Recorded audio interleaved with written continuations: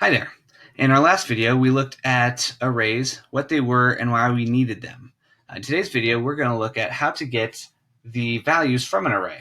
So as you remember, an array is a list. So let's have a look how to do this. First, we're going to log both of our variables up here. We have our string, which is an individual element. We're going to log our array, which is a list.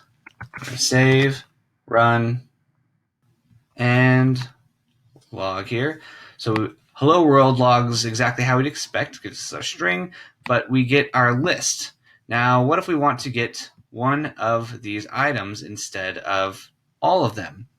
So before we can do that, we need to understand that arrays are indexed, or the array elements rather are indexed, which means they have a specific number associated with their location.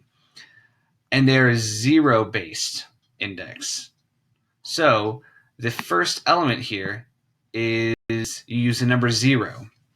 And how we tell it to do that is we use open and close brackets, and we put the number inside here. So if we do something like this, it's going to say, oh, you want the first position or the 0 position for array. If you want to get the second position, you'll use the number 1 because we count 0, 1, 2, 3. So let's get rid of our string there. And let's log this. So right now, this should log orange. So we're going to save. We're going to run. And then let's have a look. There you go. Orange. So that's how you get the values from an array. If you have any questions or comments, please leave them in the comment section below, and we'll see you next time.